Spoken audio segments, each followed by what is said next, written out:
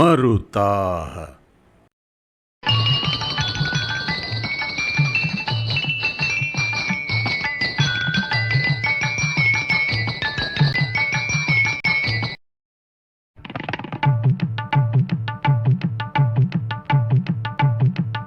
Mandalam 1, Suktam 37A.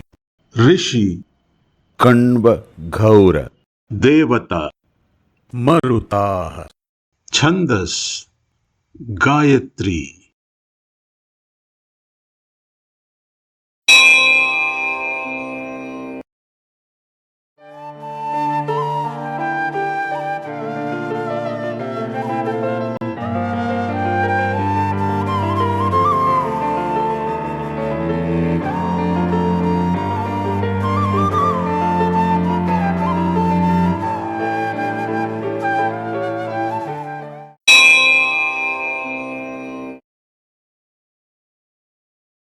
Mandalam 1, Suktam 37, Rik 1.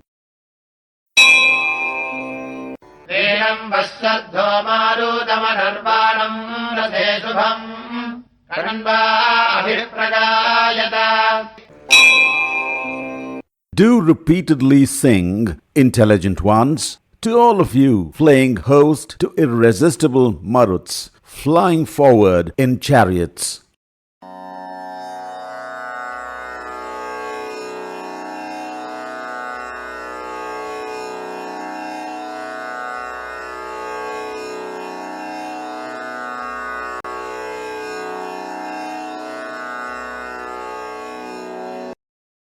Maruts infuse new life into a stagnating system.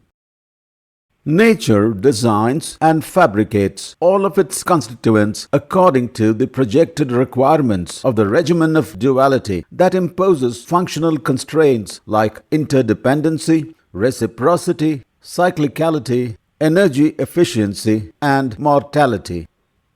If all these constraints were to be expressed as one unifying notion, one could call it balance, overall systemic balance. It is this notion of balance that is intrinsic to nature that makes existence to oscillate between apparent extremes and never go beyond the brink at either end. The sinusoidal form of electromagnetic energy propagation that pervades the universe is not only a representation of how all progressions happen in every sphere of reality, but can certainly considered to be the signature of existence. The waveform emphasizes the fact that for every apparently tranquil position, there will surely be a stormy aftermath, and vice versa. In the realm of atmospheric weather transformations, the Maruts represent the stormy aftermath after a spell of serene tranquility, where the latter invariably induces decadence, when in effect for a prolonged time. Maruts infuse new life into a stagnating and decaying system, rejuvenating it and clearing dead wood. Intelligent mortals understand the need for the seemingly destructive demeanor of the Maruts that represent natural phenomena like storms, blizzards, tornadoes, etc., and their periodic occurrences to keep existence vibrant and active. Celebrating this understanding of the ways of nature is envisioned as their hosting the Maruts, which they perhaps actually do within their minds. For isn't thinking of something with affirmative willingness akin to hosting it?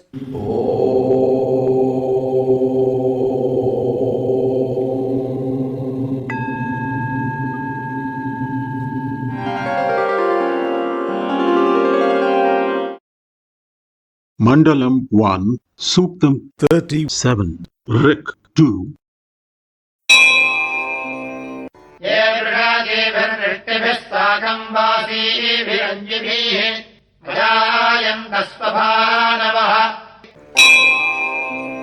To them who, with variegated spears, along with roaring brilliance, were born self-luminous.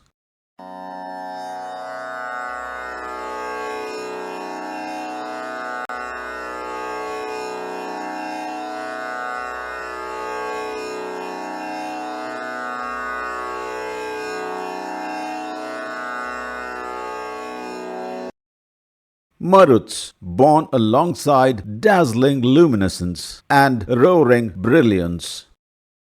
Considering the dynamics of the weather phenomena called the Maruts, one could very well understand and agree with the manner in which they have been imagined and described in colloquial parlance. All these phenomena involve high winds, sometimes rapidly spinning, that move air molecules and other suspended particulate matter at very high velocities, causing them to collide and brush against each other. This induces such particles to become electrically charged. When the accumulated charges reach a threshold, there is a process of neutralization that follows, either within the oppositely charged regions inside the system or between the system and Earth. This discharge is seen and heard as lightning and thunder. The phrase being born in the verse must be understood as being manifested.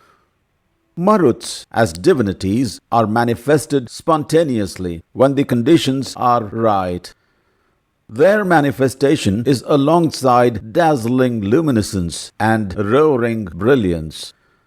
They are variegated because lightning paints the weather system in various hues of a dominant color, depending upon the nature of the extreme weather system, the time of day of its occurrence, the terrain over which it occurs, and so on. The lightning strikes, hailstones, and perhaps raindrops too, are referred to as the spears of Maruts that dismantle status quo and usher in a new rejuvenated era.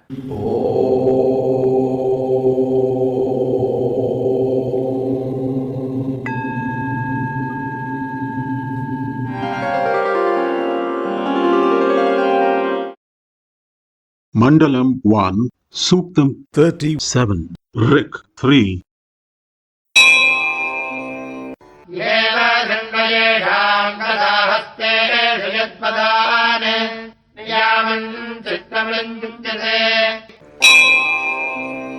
Like hair are heard, their whips in hands communicating in continuance. In motion they obtain manifoldness.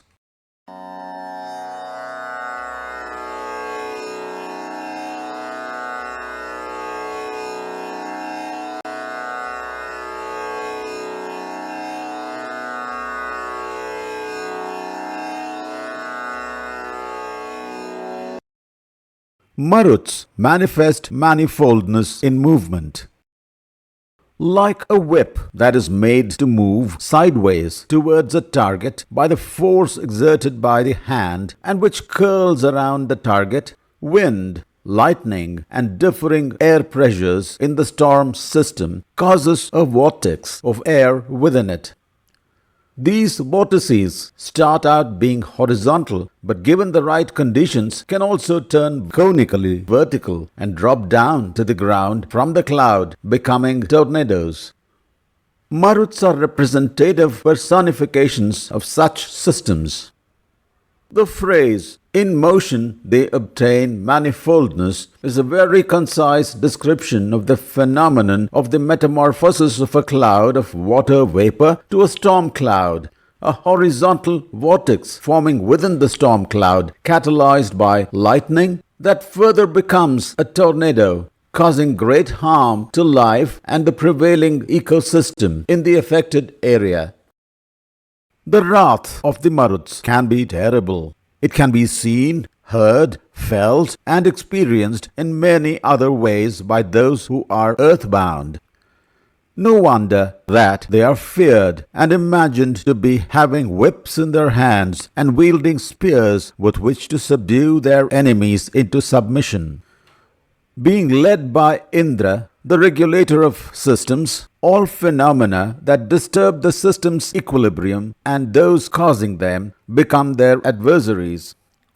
It is true that they use disruptive means as well, but their intent and the results of their excesses are seen to be for the system's ultimate welfare.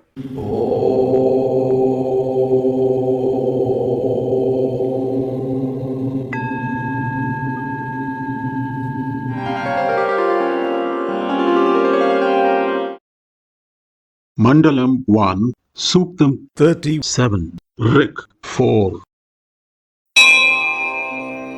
नमस्कर्धाय कृष्णाये वेदज्ञम्नाय कृष्णे देवत्तं ब्रह्मगायता. Do sing unmanifest divinity bestowed hymns for your hog-like, glitteringly brilliant, powerful host.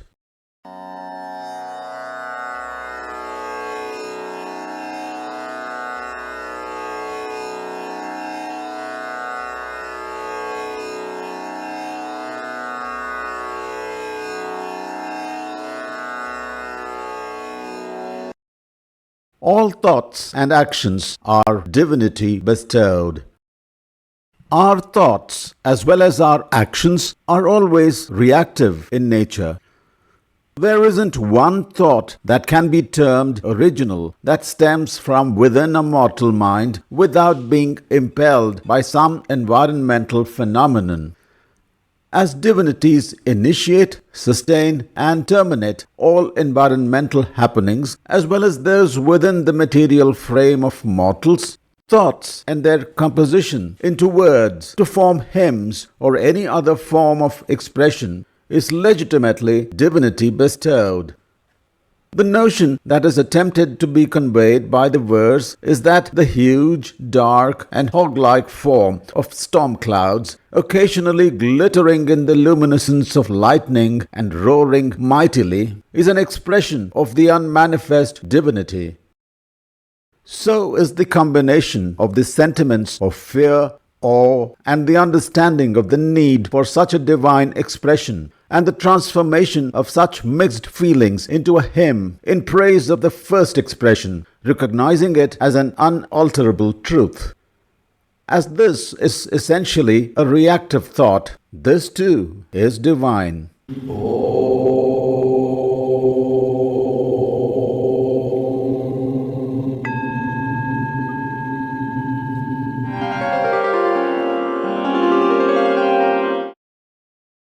Mandalam 1, Suktam 37, Rig 5.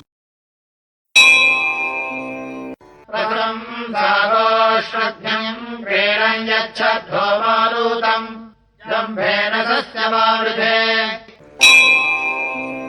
Do declare forth the unslayable one among cows has been increased in devouring of sap when playing host to Maruts.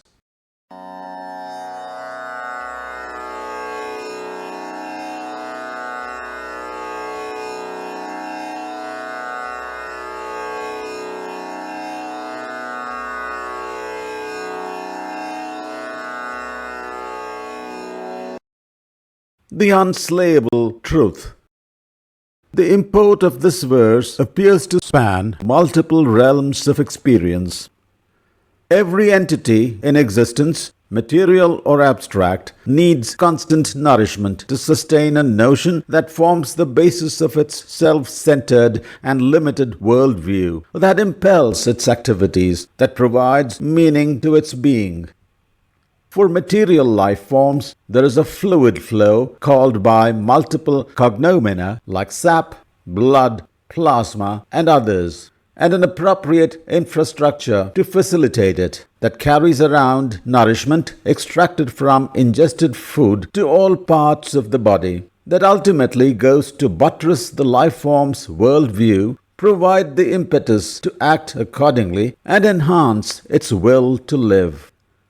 Since duality decrees that every world view within its realm will necessarily have an opposite perspective as well, there will be a constant opposing force emanating from the environment, acting upon life forms, seeking to diminish those factors supported by the life form's nourishments.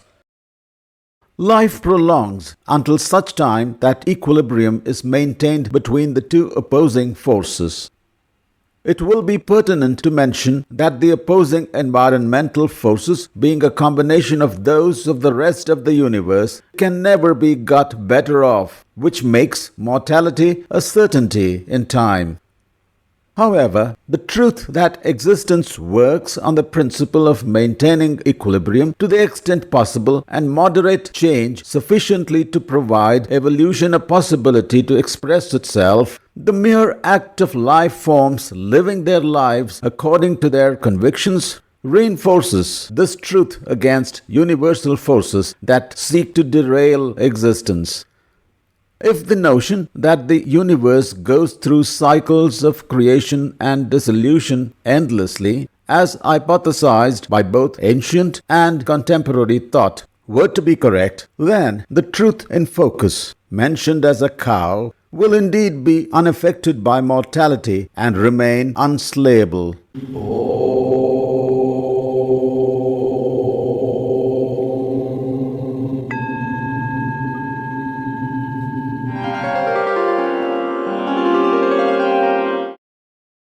Mandalam 1, Suktam 37, Rig 6. ओमरिष्ठानो दिवश्चग्मश्च धूतयः यत्सीमन्तम् न धूनुषा. Who among you mortals is greatest of heaven and earth, shakers, when you agitate them to the limit?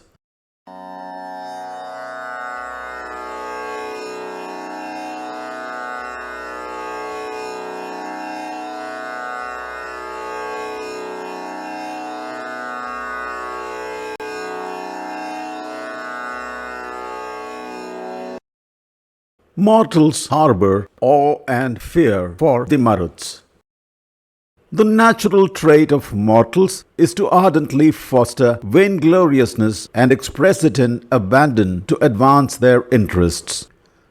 As it is a natural tendency, it must be included within the ambit of divinity too, as well as being one of the inevitable opposites to the trait of humility and self-abnegation.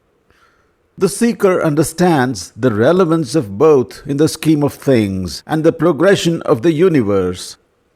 The seeker also understands the fact that natural forces, referred to as gods or immortals, Maruts too belonging to this category of beings despite their purported wrathful and destructive behavior, have no special consideration for either the vainglorious nor the humble, beyond the diktats of dharma and karma, as interpreted from the universal viewpoint, rather than those of individual mortals. Maruts, being universal forces, will express themselves elsewhere in the universe and upon fractal planes higher or lower than the one that we mortals are familiar with. Their demeanor and style of functioning will be quite similar there as well. There can be no mortal anywhere in the universe who would not look up to the doings of the Maruts in awe and fear, because their very subsistence will be in question.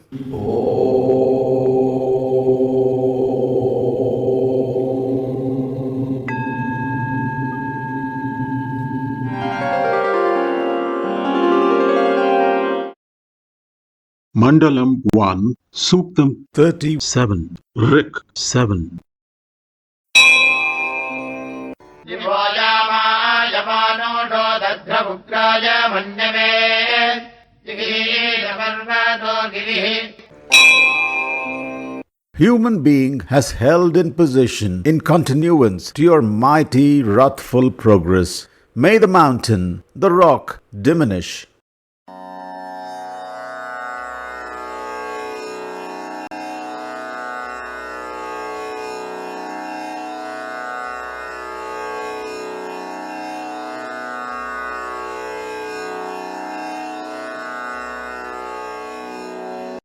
Maruts have a role in the progression of the universe.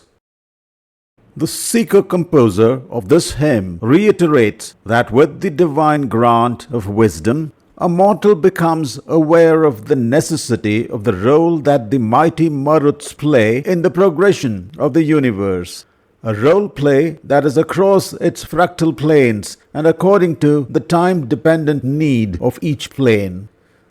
Awareness also negates the fear of their wrathful demeanor, as their behavior is no longer looked upon as being such. A mortal who has attained this state of being would stand his ground firmly and relentlessly, like an unmoving mountain or an inert rock, in the knowledge that if Providence, in its inscrutable wisdom, has ordained that the mortal is not to be harmed, it will certainly be so, and if it were to be otherwise, nothing can stop it from perishing in the course of the characteristic fury unleashed by the Maruts. It is also an indirect assertion that if so ordained, a mortal too can exhibit traits of an immortal and express itself as one. This deduction can perhaps explain the historical stories where heroes survive terrible adversities and come out unscathed, while others equally well endowed in strength and skills perish.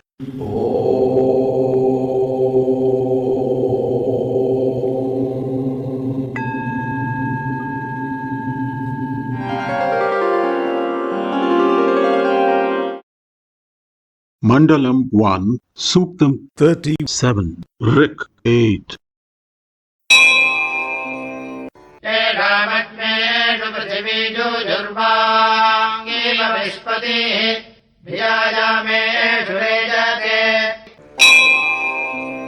From whom, during passages, during progressions, earth trembles with fear, like master of mortals had grown old.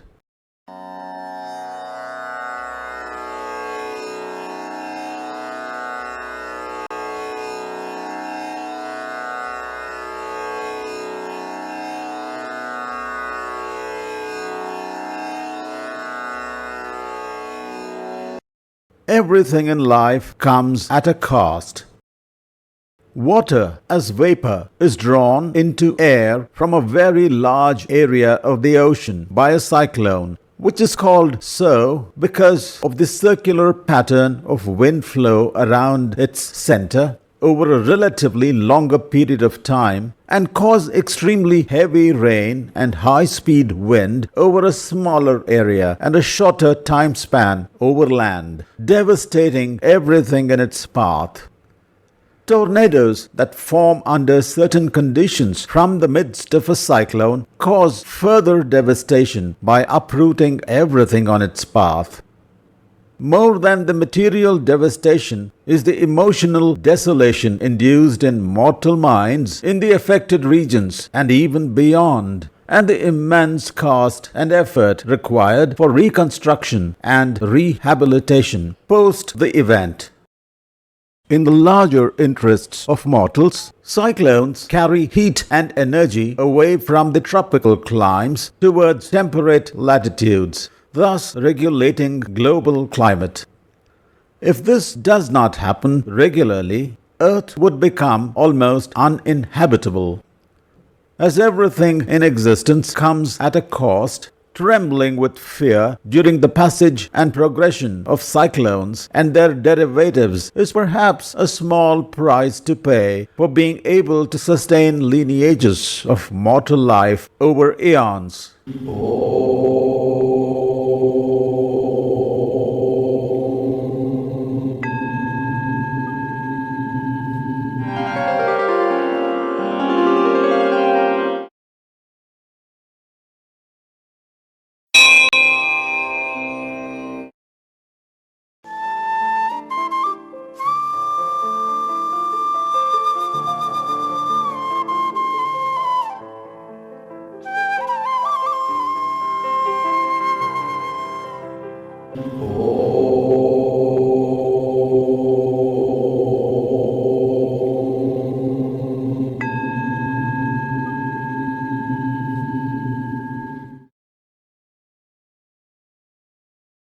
If you found this video informative and relevant, please like and share it.